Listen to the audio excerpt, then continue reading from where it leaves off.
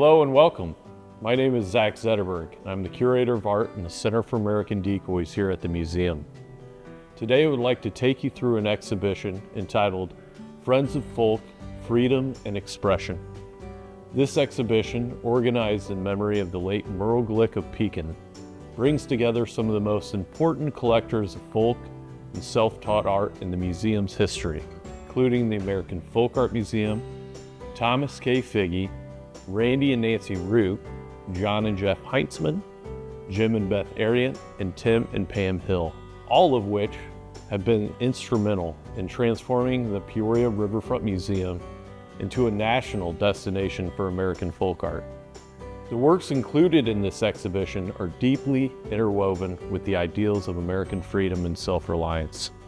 They embody individual creativity and unique perspectives that give voice to the American experience. Throughout American history, artists working outside the formal art world created extraordinary objects, including quilts, canes, paintings, and sculptures that express themes of self-determination and the pursuit of liberty.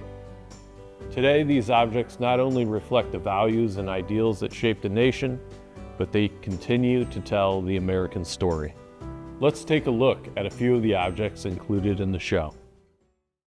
As we enter the exhibition, we are greeted by the iconic Shane Heider goose. This extraordinary goose decoy was made right here in Peoria, blocks away from the museum campus, by legendary market hunter and decoy maker Charles Shane Heider Sr. in 1918. It is one of a rig, or a group, of 12 goose decoys that Shane Heider was commissioned to make. There are only 10 standing geese, and I'm excited to announce that this Shane Heider goose is a promised gift to the museum from collector Tom Figge, who's gifting it in memory of the great Illinois folk art collector Merle Glick.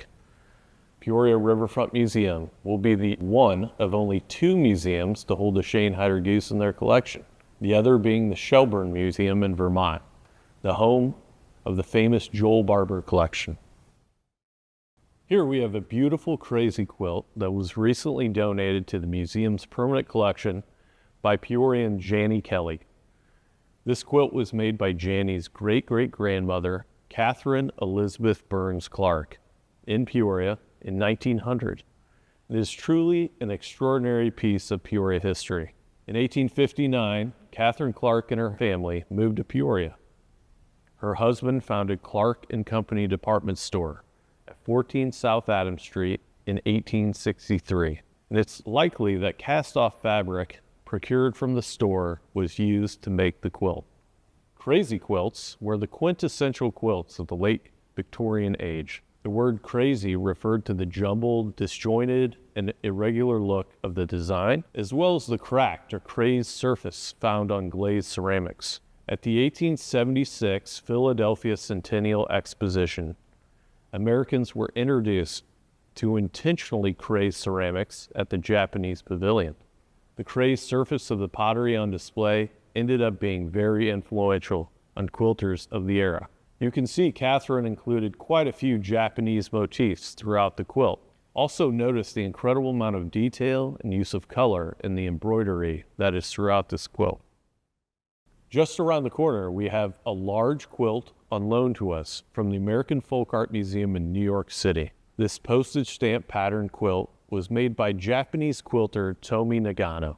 Nagano incorporates old kimonos and discarded and recycled Japanese cloth as a way to preserve the history of Japanese textiles. Across the room, we have an incredible sampler on loan to the museum from the collection of Randy and Nancy Root.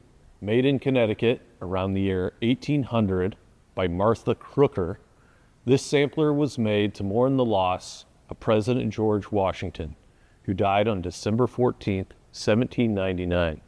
Washington's death sparked a national outpouring of grief and a surge in the production of memorial samplers. Until about 1840, many girls who received even the slightest education had made a sampler. Education was not free, and it was not regarded as a basic right. It was a privilege.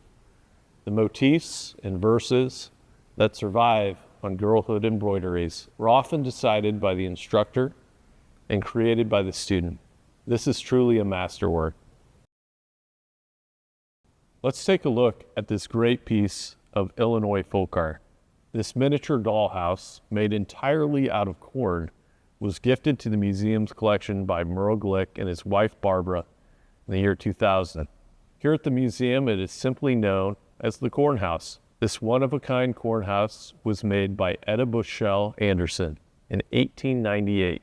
Etta lived in Lestant, Illinois, with her parents, and constructed this house while waiting for her fiancé to return home from the Spanish-American War. Although the corn house does not open up like a typical dollhouse, Bushell completed every room with furnishings made from corn, including kernels, tassels, husks, and silks. It is definitely one of the stars of the museum's permanent collection. In the middle of the room, we have on display 16 walking sticks from the collection of Tim and Pam Hill. Folk art walking sticks, also referred to as canes, have a rich history as both practical tools and expressive objects of art. They were traditionally used as walking aids, but their unique forms and embellishments reveal a cultural importance that extends beyond mere functionality. Today, they communicate the values and self-identities of the cultures from which they came from and the individuals who made them. Tim and Pam have a superb collection of walking sticks, and we selected these 16 because they had interesting patriotic themes. Let's take a closer look at a few. Here we have a walking stick made by an unidentified artist. It was likely made in Illinois. The handle depicts a tiger holding a Grand Army of the Republic medal. Founded in Decatur, Illinois in 1866, the Grand Army of the Republic was a social and fraternal organization for veterans of the Union Army, Navy, and Marines who served in the Civil War. The group membership, with over 400,000 members in 1890, was limited to veterans who served between April 12, 1861 and April 9, 1865. The GAR played a key role in establishing Memorial Day as a national holiday and improving veterans' benefits. Here we have another great storytelling walking stick. It was made by an unidentified artist around 1918. Standing proudly at the top is a wonderfully carved depiction of an African American soldier, thought to be from the 369th Infantry Regiment, also known as the Harlem Hellfighters. This historic American unit was the first all-black regiment of the New York National Guard that fought in World War I. While facing discrimination and racism from fellow troops, the regiment served bravely for 191 days in the front-line trenches, longer than any other American regiment in the war. The German army nicknamed them the Hellfighters due to their fierceness and courage on the battlefield. As we continue towards the back of the gallery, we have a number of works made by self-proclaimed man of visions and evangelical preacher turned visionary artist Howard Finster. These works are on loan to us from the Ariant family collection. Jim and Beth Ariant have an incredible collection of self-taught art and started collecting the work of Howard Finster before anyone knew who he was. Howard Finster is one of the most celebrated, self-taught American artists of the 20th century, and his remarkable body of work, comprised of over 40,000 works, served as his spiritual outlet and vehicle for transmitting the Word of God. In 1961, Finster began his seminal project, an immersive garden art environment he called the Plant Farm Museum, now called Paradise Gardens. Here we see Finster's portrait of President George Washington.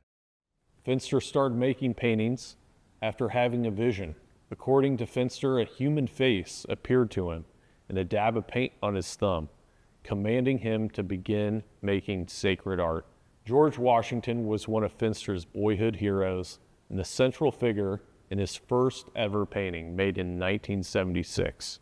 This full-body portrait depicts Washington in his famous American-made brown suit that he wore during his first inauguration on the balcony of Federal Hall in New York City on April 30th, 1789. Historical figures, pop culture icons, and religious figures were often the subject of Howard Finster's singular vision.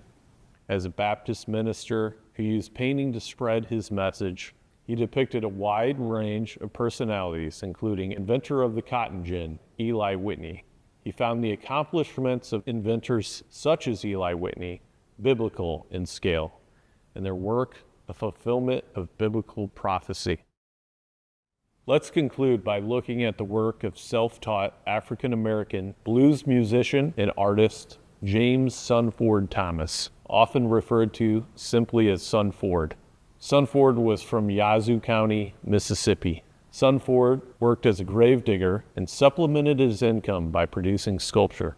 He became well known for his unfired clay skulls with inset human teeth, famous American figures, and unusual busts of people that inhabited his local community. During the 1970s and 80s, Thomas was one of the most recognized musical performers in Mississippi.